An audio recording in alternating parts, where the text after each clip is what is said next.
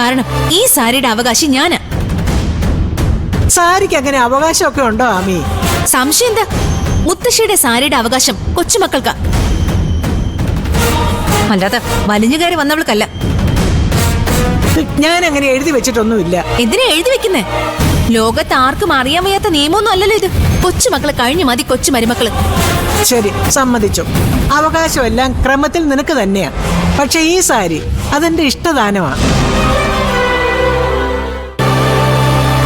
എന്റെ കൊച്ചു മരുമകള് പൂജ ആദ്യത്തിന് ഞാൻ നൽകുന്ന സമ്മാനം. എന്താ, അങ്ങനെ ഒരു നിയമം ഉണ്ടല്ലോ. അയ്യോ, ഇനിയിപ്പൊ ഇല്ലെങ്കിൽ തന്നെ അങ്ങനെ ഒരു നിയമം ഞാൻ ഉണ്ടാക്കാൻ പോവാ. തടയാൻ നിനക്ക് തന്റെ ഇടം ഉണ്ടോ? തന്റെ ഇടം ഉണ്ട്, ഞാൻ തടയുകയും ചെയ്യും. ഈ സാരി മാത്രമല്ല, എന്റെ മുത്തശ്ശിയുടെ മൊത്തം സ്വത്തുക്കളും എനിക്ക് അവകാശപ്പെട്ടതാ. അതിങ്ങനെ വഴിയെ പോകുന്ന വല്ലവർക്കും പിച്ച കൊടുക്കാനുള്ളതല്ല. അതിന് പൂജമോള് വഴിയെ പോയവളല്ലല്ലോ. എന്റെ ആദ്യ കുട്ടൻ നിയമപ്രകാരം വിവാഹം ചെയ്തുകൊണ്ടുവന്ന കുട്ടിയാ. അതെ, അവന്റെയും മുത്തശ്ശിയുടെയും വിവരക്കേട്. ബോധമുള്ള ബാക്കിയുള്ളവരാരും അതിന് കൂട്ടു നിൽക്കണമെന്ന് നിർബന്ധമില്ല. ശരിയാടി, ഞങ്ങൾക്ക് കുറച്ച് ബോധക്കുറവുണ്ട്. അതുകൊണ്ടാണല്ലോ നീയൊക്കെ ഇങ്ങനെ ഇവിടെ കിടന്ന് വിലസുന്നത്. അങ്ങനെ ഞങ്ങൾ ഒഴിഞ്ഞു തന്നിട്ട് നിങ്ങളിപ്പോ സൂയിക്കണ്ട. എനിക്കിപ്പോ ഈ നിമിഷം ഈ സാരി വേണം. അത് കിട്ടൂല്ലോ എന്ന് പറഞ്ഞാൽ മതി. എടി ആമി. മുത്തശ്ശി വേണ്ട ചേച്ചി, എനിക്കിത് വേണ്ട. ചേച്ചി എടുത്തോ. ഓ, എന്തൊരു വിശാല മനസ്കത. എന്റെ കൊച്ചൻ, നീ എന്താ ഇങ്ങനെ പൊട്ടിയായി പോയത്? ഇവിടെ എന്ത് നടക്കണമെന്ന് ഞാനല്ലേ തീരുമാനിക്കേണ്ടത്. ഞാൻ ഒരാൾക്കൊരു സമ്മാനം കൊടുത്തിട്ടുണ്ടെങ്കിൽ അത് കൊടുത്തത് തന്നെയാ. ദൈവം തമ്മിൽ താന്നിറങ്ങി വന്ന് പറഞ്ഞാലും അതിലൊരു മാറ്റം ഉണ്ടാവില്ല. ദൈവമല്ല, ചെമ്പകശ്ശേരിയിലെ ആത്മജയ പറയുന്ന. മര്യാദക്ക് നീ ഈ സാരി ഊരി തരുന്നോ ഇല്ലയോ? എന്തിനാ ചേച്ചി വെറുതെ വഴക്കുണ്ടാക്കുന്നേ? ഞാനൊന്ന് വെറുതെ ഉടുത്ത് നോക്കിയതല്ലേ ഉള്ളൂ. ഇത് ചേച്ചിക്ക് എന്നെ അവകാശപ്പെട്ടതാ. ഞാനിതിപ്പ തരാം.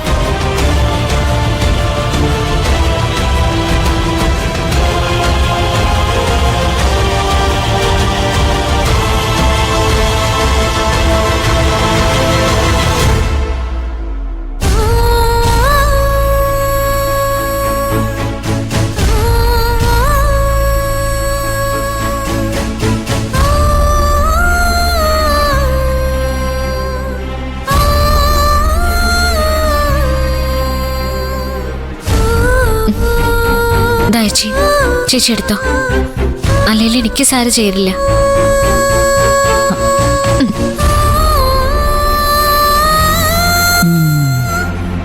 ഒറ്റ അടി വെച്ച് തന്നാലുണ്ടല്ലോ. നീ മാത്രം എന്തിനാ ഇങ്ങനെ സതി സാവിത്രിയൊക്കെ ആകുന്നേ? നിനക്ക് എന്തിന്റെ സൂക്കേടാ? ആരെ കാണിക്കാൻ ഇങ്ങനെ നല്ലവളാകുന്നേ? ഇവിടെ എല്ലാവരും ഇങ്ങനെ സ്വാർത്ഥരാകുമ്പോ നീ മാത്രം എന്താ ഇങ്ങനെ?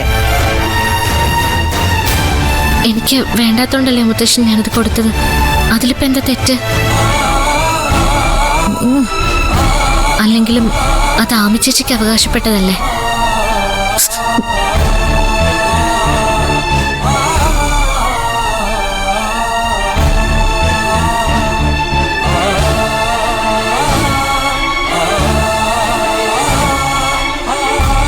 പാവം കുട്ടി, അതിന് നൊന്നിട്ടുണ്ടാവും.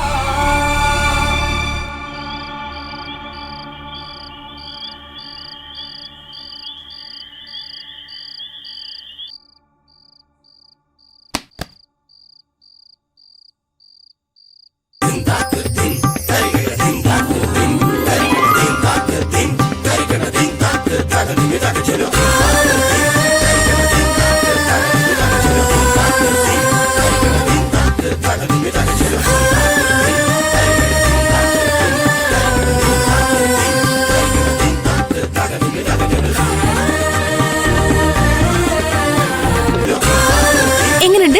കൊള്ളാമോ?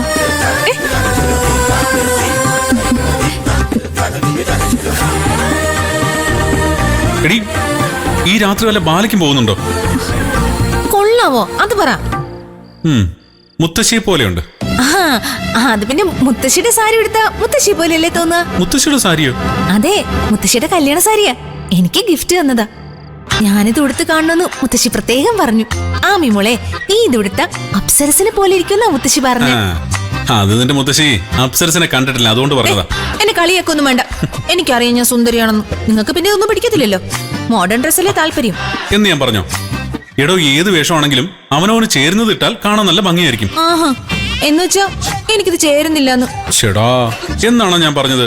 പിന്നെന്താ, ചേരുന്നുണ്ടെങ്കിൽ അത് പറഞ്ഞാ പോരെ? ചേരുന്നുണ്ട്, നന്നായിട്ട് ചേരുന്നുണ്ട്. ഇങ്ങനെ ആർക്കാനും വേണ്ടിയാണോ പറയുന്നത്?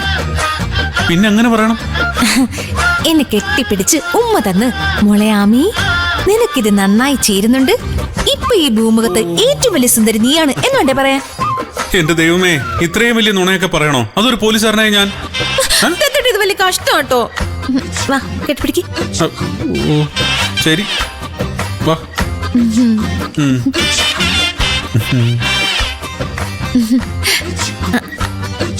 ഇനി ഉമ്മതാ.